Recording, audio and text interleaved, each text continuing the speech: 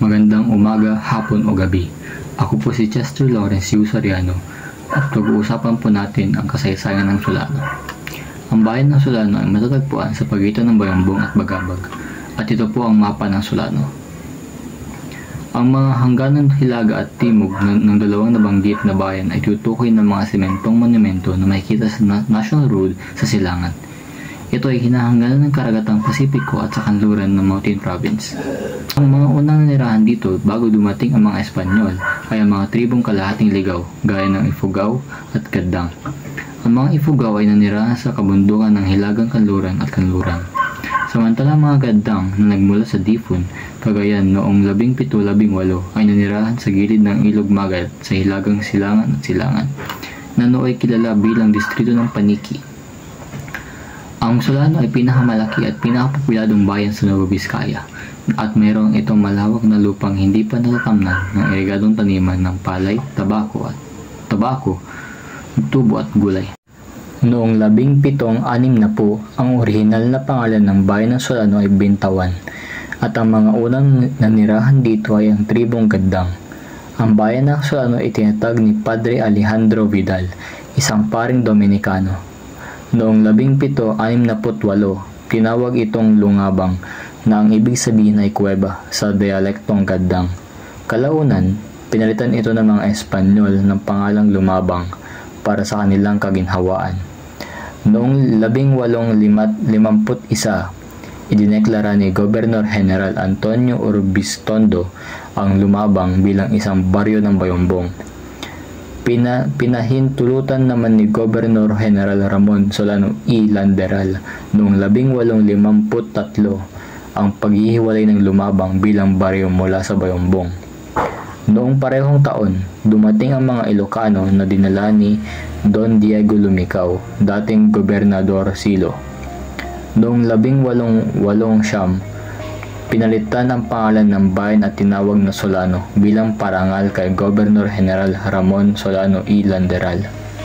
Ang Solano ay pinakamalaking bayan sa lalawigan hanggang sa dalawang barangay nito, ang Calyat at Bintawan. Ang bayan ng Solano na matatagpuan sa puso ng Nueva Vizcaya ay kilala bilang pangunahing sentro ng kalakalan at industriya sa lalawigan.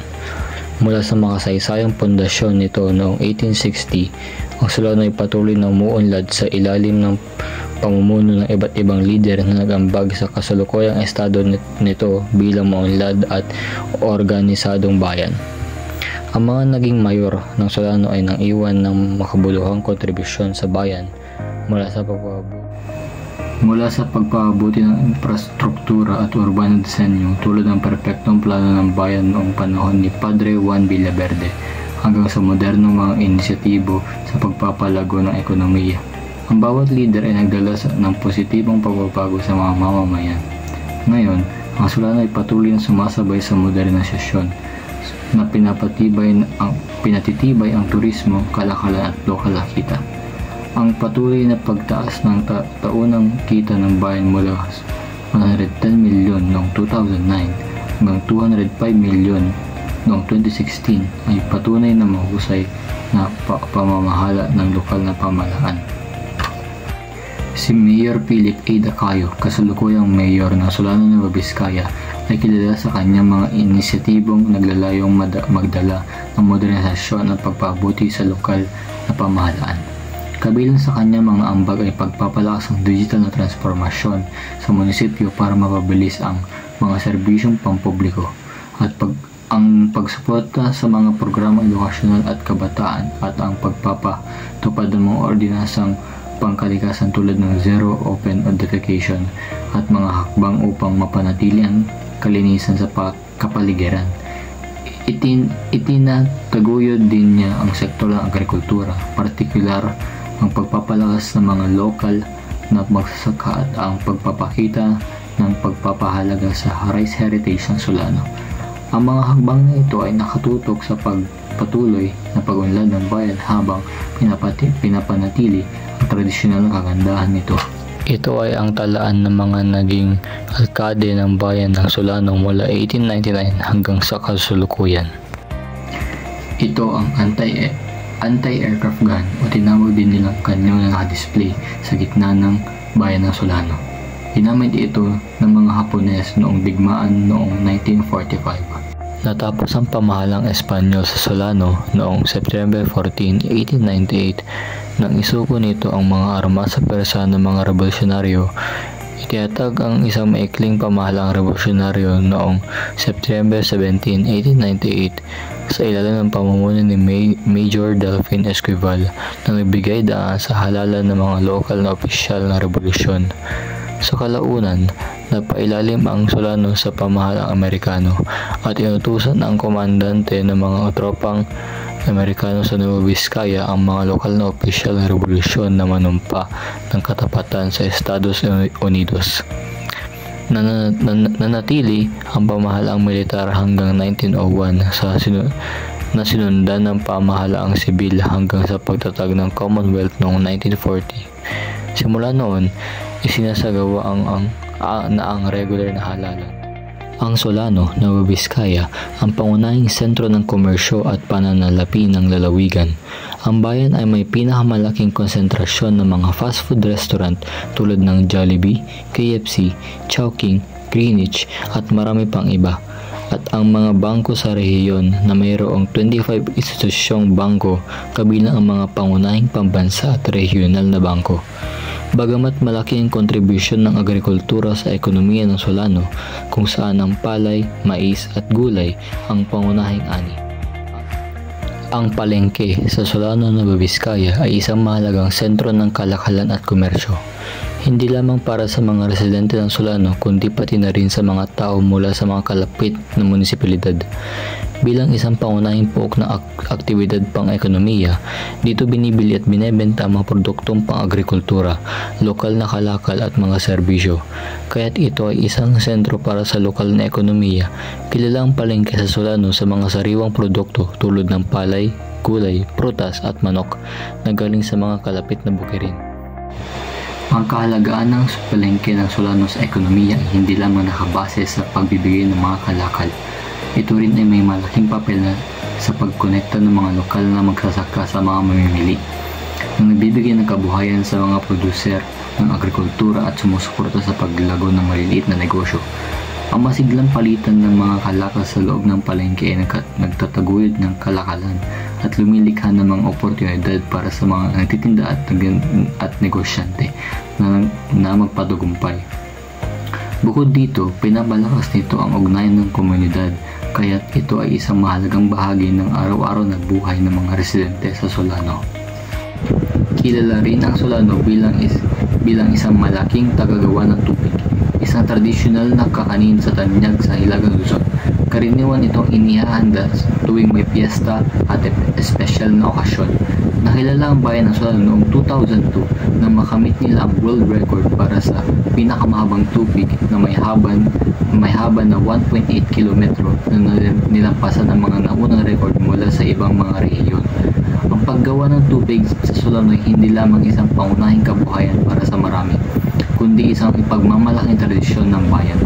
Malaki ang papel ng produksyon ng tubig sa mga aktibidad pang-ekonomiya sa Solano, lalo na't ito ay nakakatawag pansin sa mga lokal na turista.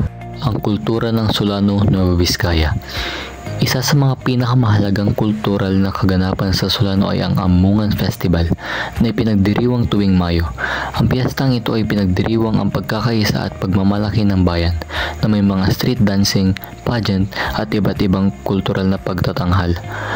Ang piyesta ay hindi lamang nagpaparangal sa kasaysayan ng Solano, kundi itatampok din ang mga ugat ng agrikultura ng komunidad na may mga exhibit ng mga lokal na produkto tulad ng tubig, bigas at gulay.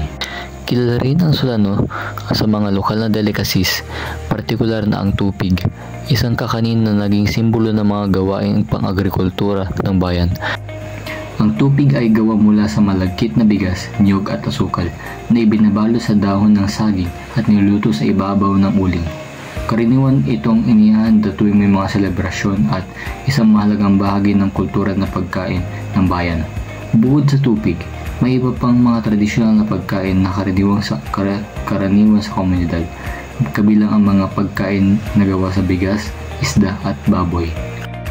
mahalaga rin ang mga handicraft sa kultura ng Solano, lalo na ang mga yari sa mga katutubong materyales tulad ng kawayan at ratan. Ang mga gawang ito ay karaniwang pinapakita sa mga lokal na piyesta, kung saan ipinagmamalaki ng mga artisan ang kanilang kasanayan sa paghahabi at iba pang uri ng sining. Ang relihiyon ay may sentral na papel sa buhay ng maraming residente sa Solano. Ang bayan ay may ilang simbahan at ang Katolisismo ang pangunahing pananampalataya. Ang mga relihisyong selebrasyon tulad ng kapistahan ng Banal na Cruz ay may mahalagang kaganapan na dudulot ng pagkakaisa sa komunidad para sa mga dasal, prosesyon at misa. Sa kabuuan, ang kultura ng Solano ay isang pagpapakita sa kanilang pamana sa agrikultura, relihiyong practice at malakas na ugnayan ng komunidad. Ang pagsasanib at makabagong at tradisyonal na mga pagpapahalaga ay patuloy na humuhubog sa pagkakakilanlan ng bayan hanggang ngayon. Ang bayan ng Solano, Nueva Vizcaya ay may makulay na kasaysayang panlipunan na nagmula sa mga katutubong grupo tulad ng Gandang, Ifugao at Isanay. Sa panahon ng Espanyol, naging mahalaga ito bilang isang sentrong agrikultural at relihiyoso na naimpluwensyahan ng Kristyanismo. Dumaan ito sa urbanisasyon at modernisasyon noong panahon ng mga Amerikano, kung saan umunlad ang edukasyon at kalakalan. Noong ikalawang digmaang pandaigdig, naging bahagi ito ng kilusang paglaban sa mga Hapones. Sa kasalukuyan, ang Solano ay may maunlad na bayan at sentro ng kalakalan na kilala sa pagkakaisa ng iba't ibang kultura at tradisyon. Ang kasaysayan ng Solano, Nueva Vizcaya ay isang salamin ng katatagan at pagkakaiba-iba ng kultura at pagsulong. Mula sa pinagmulan nito bilang pamamayan ng katutubo, naranasan nito ang impluwensya ng mga Espanyol at Amerikano na nagdala ng edukasyon, relihiyon at infrastruktura na naghubog sa pagkakailanman ng bayan. Sa kabila ng mga pagsubok ng ikalawang digmaang pandaigdig, na ipakita ng mga mamamayan ang kanilang lakas at determinasyon sa muling pagbangon.